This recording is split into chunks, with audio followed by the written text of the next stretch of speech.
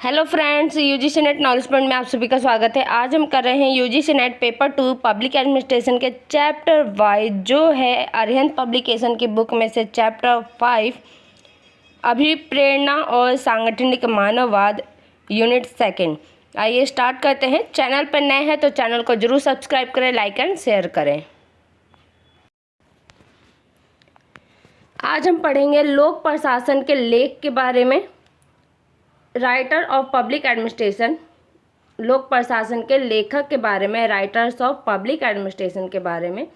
एक व्यवस्थित अध्ययन के रूप में लोक प्रशासन का विकास आधुनिक युग में महत्वपूर्ण देन है। आधुनिक युग का क्या है? बहुत ही महत्वपूर्ण देन है। लोक प्रशासन के शैक्षिक अध्ययन को प्रारंभ करने का श्रेय वुड्रो विल्सन अमेरिकी राष्ट्रपति को जाता है, जिन्होंने 1887 ईस्वी में प्रकाशित अपने लेख द स्टडी ऑफ एडमिनिस्ट्रेशन में इस शास्त्र के वैज्ञानिक आधार को विकसित करने की आवश्यकता पर बल दिया। इस लेख में राजनीतिक और प्रशासन में मध्य स्पष्ट भिन्नता दिखाई गई है और कहा गया है कि प्रशासन को राजनीति से दूर रखना चाहिए। तो सबसे पहले लोक प्रशासन के जनक किसे कहा जाता है? तो वुड्रो विल्सन को लोक प्रशासन का जनक कहा जाता है। अगर यही बात हम करें कि लोक प्रशासन, अमेरिका के लोक प्रशासन का जनक किसे कहा जाता है, तो किसे कहेंगे ये आप कमेंट बॉक्स में बताइएगा मुझे। क्लिकफोर्ड डवाइट वाल्डो, CD वाल्डो, अमेरिका के नेब्रास्का में जन्मे डवाइट वाल्डो ने अपनी शिक्षा पहले एक स्थानीय वेस्लियन कॉलेज में, उसके पश्चात नेब्रास्की के एक सामान्य विद्यालय में शिक्षक के रूप में कार्यरत रहे। तत्पश्चात इन्होंने नेब्रास्का विश्वविद्यालय में MA तथा येल विश्वविद्यालय में PhD की उपाधि राजनीतिक सिद्धांत में प्राप्त की। इस अंतराल में उन्हें फ्रांसिस कोकर तथा अन्य विद्वानों द्वारा शिक्षित किया गया। वाल्डो 28 सितंबर 1913 से 27 अक्टूबर 2000 एक अमेरिकी राजनीतिक वैज्ञानिक थे और संभवतः आधुनिक सार्वजनिक व लोक प्रशासन को परिभाषित करने वाले प्रथम चिंतक थे। वाल्डो को सरकार के तथा नौकरशाही के वैज्ञानिक एवं तकनीकी चित्रण के विरुद्ध जाना जाता है। उन्होंने लोक प्रशासन के विपरीत इसे लोक प्रबंधन शब्द का सुझाव दिया कि लोक प्रशासन नहीं, इसको क्या कहना चाहिए? लोक प्रबंधन। नौकरशाही, सरकार के तथा संगठन के सिद्धांत में वाल्डो के योगदान के लिए विश्व भर में उनके विचार मान्य हैं। 100 वर्षों के लोक प्रशासन सिद्धांत के प्रमुख विचारकों में वाल्डो महत्वपूर्ण राजनीतिक वैज्ञानिकों में से एक है। वाल्डो का लोक प्रशासन के क्षेत्र में योगदान। लोक प्रशासन के क्षेत्र में छात्रवृत्ति के भविष्य को आकार देने में वाल्डो का विशेष योगदान है। द्वितीय विश्व युद्ध के समय सिविल सेवा के बाद उनके येल शोध प्रबंधन को पुनः प्रासंगिक मानकर उसे प्रयोग में लाया गया, जिसे लोक प्रशासन का प्रशासनिक राज्य कहा जाता था। इसे वर्ष 1948 में प्रकाशित किया गया। वाल्डो ने प्रशासन की मुख्य धारा के विद्वानों के दृष्टिकोणों को मूल्य मुक्त एवं पक्षपातपूर्ण सामाजिक विज्ञान के रूप में चुनौती दी, जिसने सरकार को अधिक कुशल और प्रभावी बनाने की प्रतिस्पर्धा पर बल दिया। प्रोफेसर कैमिला स्टीवर्स ने कहा है कि लोक प्रशासन के विज्ञान होने के दावे पर भी डवाइट वाल्डो घोषित करता है कि यह एक राजनीतिक सिद्धांत है। राजनीतिक सिद्धांत के माध्यम से वाल्डो द्वारा वैश्विक व्यवस्था में त्रुटियों को दिखाया गया है, जिसका उद्देश्य नई संभावनाओं को कल्पना करना है। नई संभावनाओं की क्या करना है? कल्पना करना है। वाल्डो का विचार था कि राजनीतिक सिद्धांत किसी उद्देश्य की अपेक्षा आलोचनात्मक सिद्धांत है, निर्णायक की अपेक्षा विचारोत्तेजक है, अर्थात कार्यकुशलता या प्रशासनिक दक्षता स्वयं अपने आप में एक मूल्य है और यह शासन में लोकतांत्रिक भागीदारी जैसे अन्य मूल्यों के लिए प्रतिक्रिया कर सकता है। वाल्डो द्वितीय विश्व युद्ध के ठीक बाद अमेरिकी राजनीति विज्ञान की समीक्षा में नौकरशाही की प्रकृति विषय पर हर्बर्ट साइमन के साथ कुछ चर्चा के लिए भी प्रसिद्ध है। कैलिफोर्निया विश्वविद्यालय, बर्कले और सिराक्यूज विश्वविद्यालय के मैक्सवेल स्कूल और वर्जीनिया टेक में अध्यापन कार्य किया, जहां उनके विचारों से सरकार के कई प्रशासनिक विद्वान प्रभावित हुए। 1960 के दशक के उत्तरार्ध में मुनोब्रुक सम्मेलन आयोजित करके उन्होंने कई युवा शिक्षाविदों पर गहरा प्रभाव डाला। दूसरे बहुत से विचारकों के मार्गदर्शन और प्रयोजन के लिए वाल्डो के प्रति कृतज्ञता व्यक्त करने वालों में एच. जॉर्ज फ्रेडरिकसन और गेट्स वैक्सले सम्मिलित हैं। वाल्डो की महत्वपूर्ण कृतियाँ: द एडमिनिस्ट्रेटिव स्टेट 1948 में प्रकाशित हुई थी, the study of public administration 1955, the enterprise of public administration 1980, idea and issues in public administration 1953, prospective on administration 1956। अब हम पढ़ेंगे फेरल हैडी के बारे में। फेरल हैडी का जन्म वर्ष 1916 में हुआ तथा मृत्यु 16 अगस्त 2006 को न्यू मैक्सिको के एल्बुकर्क में उनके घर पर हुई।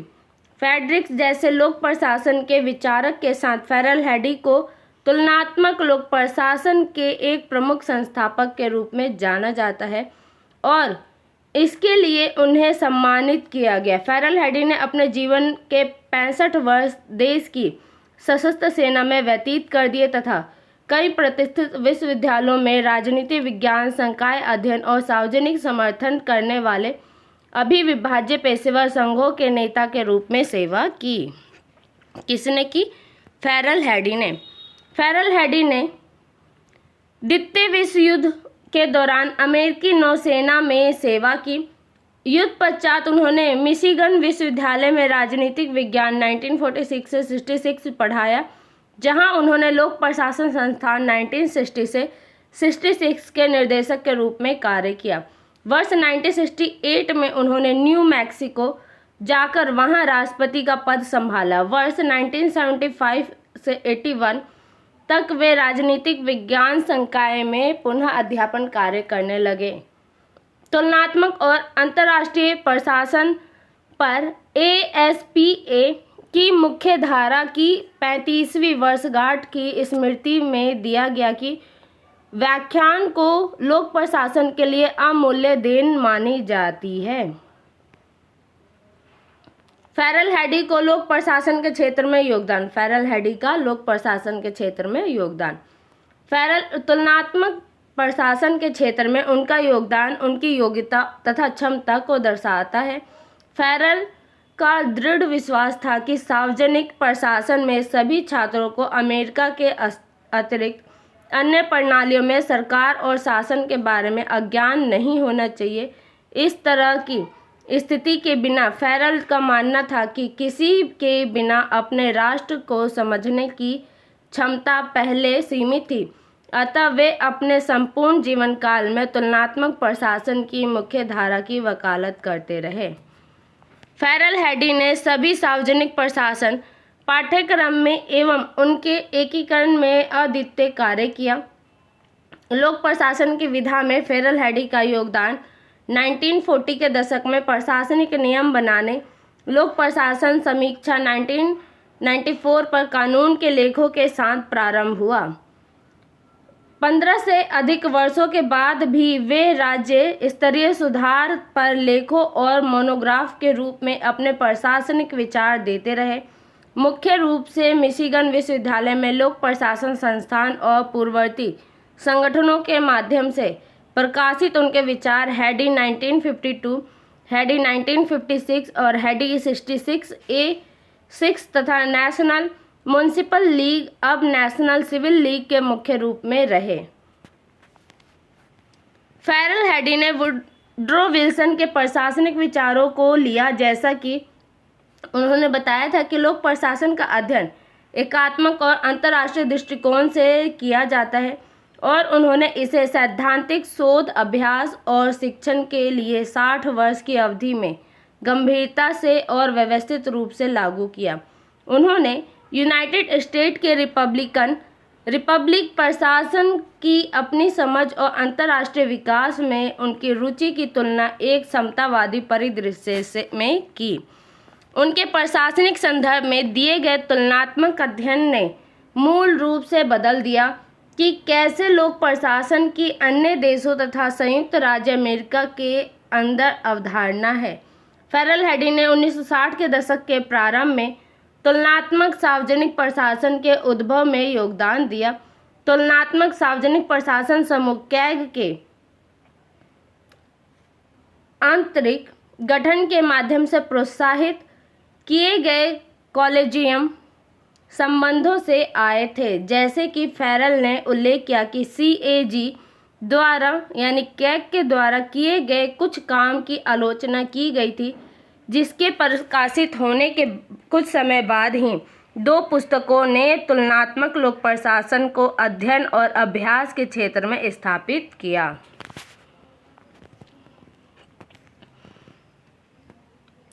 हैडी की महत्वपूर्ण कृतियाँ: administrative procedure 1952, the Michigan department of administration 1956, salient issues of constitutional reform 1959, state constitutional 1961, लोक प्रशासन तुलनात्मक परिदृश्य 1979, वन टाइम अराउंड अल्ब्रुक 1999। अब हम पढ़ेंगे रॉबर्ट गोलम्बावस्की के बारे में। संयुक्त राज्य अमेरिका के न्यू जर्सी प्रांत के ट्रेंटन नामक नगर में रॉबर्ट गोलम्बावस्की का जन्म 2 जुलाई 1932 को हुआ था। संगठनात्मक विकास, संगठनात्मक सिद्धांत और संगठनात्मक परिवर्तन के लिए प्रारंभिक अग्रदूत के रूप में रॉबर्ट गोलम्बावस्की ने कर्मचारियों और नियोक्ताओं की बेहतरी के लिए मानव संबंधों के प्रबंधन पर बल दिया। गोलम्बावस्की के शोध के एक बड़े भाग ने एक संगठन के अंतर्गत तनाव और ईर्ष्या की जांच की, और उन्होंने संगठनात्मक विकास, बर्नआउट रोकथाम और हस्तक्षेप उपायों के बीच संबंध पाया। इसी समय रॉबर्ट गोलम्बावस्की की नेतृत्व प्रबंधन शैली के संगठनात्मक विकास सिद्धांत और व्यवहार के बीच एक अदृश्य संबंध को दर्शाया गया है। संगठनात्मक विकास सिद्धांत और अभ्यास को एक साथ लेने के लिए उसने सशक्तिकरण का समर्थन किया और विश्लेषण, संचार एवं निर्णय लेने की शक्तियों को मजबूत करने वाले सामाजिक मुद्दों को बदलने तथा संगठनात्मक विकास सिद्धांतों को संरेखित करने वाले कठिन मुद्दों को पहचानने एवं हल करने के लिए प्रोत्साहित किया। सामान्य प्रबंधन सिद्धांतों की एक झलक के लिए वे एक साथ कैसे जोड़े जा सकते हैं, ये गोलम्बावस्की के निम्न विचार में समझा जा सकता है। फर्स्ट पॉइंट है इसका, गोलम्बावस्की का तनाव और सहायता करने वाले समुदाय के मध्य तनाव संबंधी विचार। सेकंड है रॉबर्ट गोलम्बावस्की का संगठनात्मक विकास सिद्धांत और परिवर्तन का अध्ययन। थर्ड है एक स्वस्थ संगठन विकसित करने के संबंध में गोलम्बावस्की के प्रबंधन के सिद्धांत। संगठनात्मक संस्कृति तथा गोलम्बावस्की के प्रबंधन सिद्धांत के साथ ट्रैवल बर्नआउट संबंध। गोलम्बावस्की का तनाव अग्रणी बर्नआउट अध्ययन प्रदाता या प्राप्तकर्ता अथवा सहकार्यकर्ता परिवार के मध्य संबंधों पर केंद्रित है। प्रेक्षण से यह ज्ञात हुआ है कि कार्यस्थल में संबंधों के प्रकार एक कारण प्रदान करते हैं और संभावना को भी प्रभावित करते हैं। संगठनात्मक संस्कृति वह है जो संगठन के अंतर्गत सामाजिक समर्थन को निर्धारित करती है, कामकाजी जीवन को गुणवत्ता प्रदान करती है और सकारात्मक या नकारात्मक तनाव प्रभावों की ओर ले जाती है। संगठनात्मक विकास संगठनात्मक परिवर्तन के प्रबंधन की कुंजी है।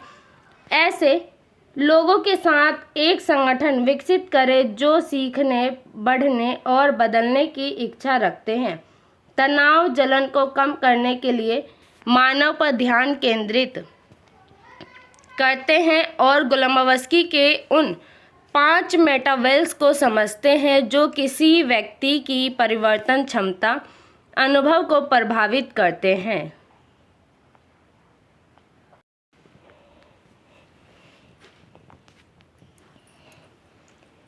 एक स्वस्थ संगठन विकसित करने के लिए रॉबर्ट गोलेमोवस्की के प्रबंधन सिद्धांतों का उपयोग किया जाता है।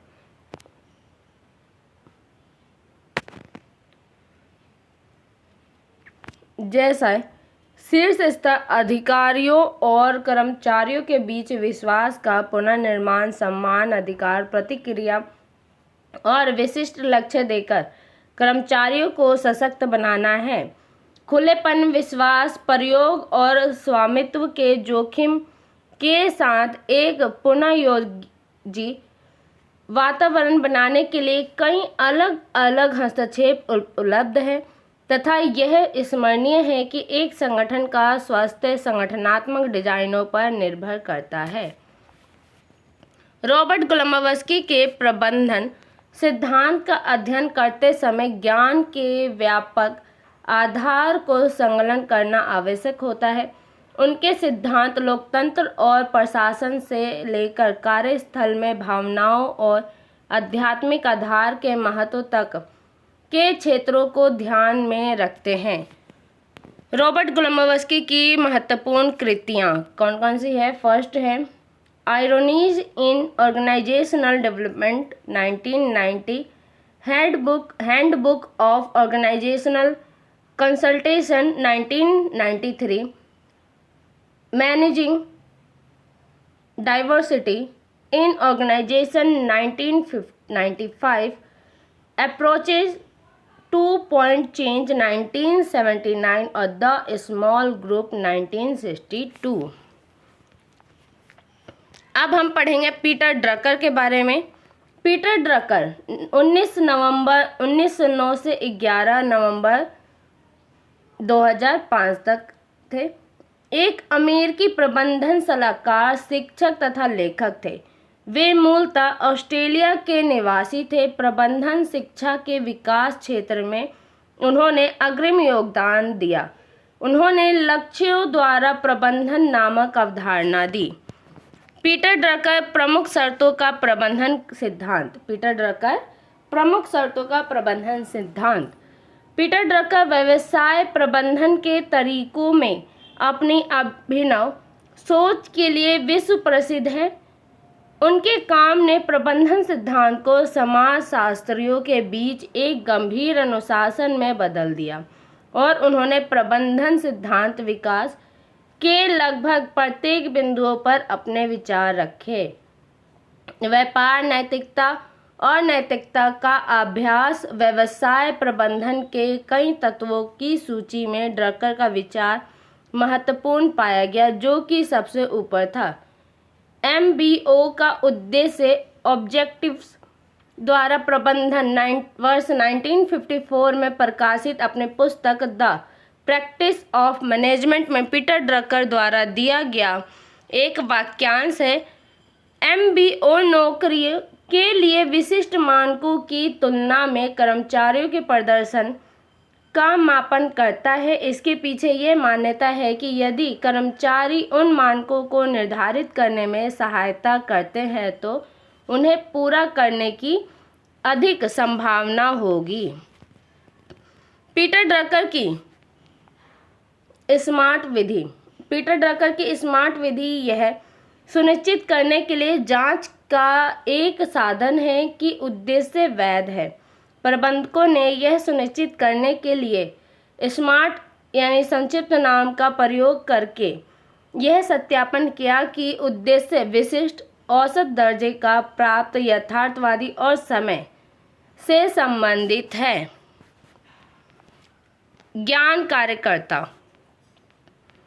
ज्ञान कार्यकर्ता अपने प्रबंधन सिद्धांतों के अंतर्गत पीटर ड्रकर द्वारा प्रतिपादित किया गया कई शब्दों में से एक है। आज के समाज के माप से यह एक ज्ञान कार्यकर्ता एक कंपनी के कार्यकारी के बराबर है। विकेंद्रीकरण। ड्रकर द्वारा प्रयोजित प्रबंधन को विकेंद्रीकरण में विश्वास था। उन्होंने यह पाया कि अधिकांश नेतृत्वकर्ता इस शक्ति के प्रदर्शन में या नियंत्रण बनाए रखने के साधन के रूप में जब कुछ लेने का प्रयास करते हैं। इस अवधारणा के अंतर्गत स्पष्ट किया गया है कि वे केवल एक कार्य को सही ढंग से पूरा कर सकते हैं। ड्रकर का मानना था कि प्रबंधकों को कर्मचारियों को सशक्त बनाने के लिए कार्य सौंपना चाहिए। निष्कर्ष क्या निकला? निष्कर्षतः ड्रकर के प्रबंधन सिद्धांतों के 100 से अधिक अनुयायियों ने वर्ष 2005 में उनकी मृत्यु के बाद उनकी विरासत को निर्धारित करने का प्रयास किया। इस प्रकार द ड्रकर इंस्टीट्यूट शुरू हुआ। आज के लिए वीडियो इतना ही। वीडियो अच्छी लगे तो लाइक कीजिए, शेयर कीजिए, सब्सक्राइब कीजिए। धन्यवाद।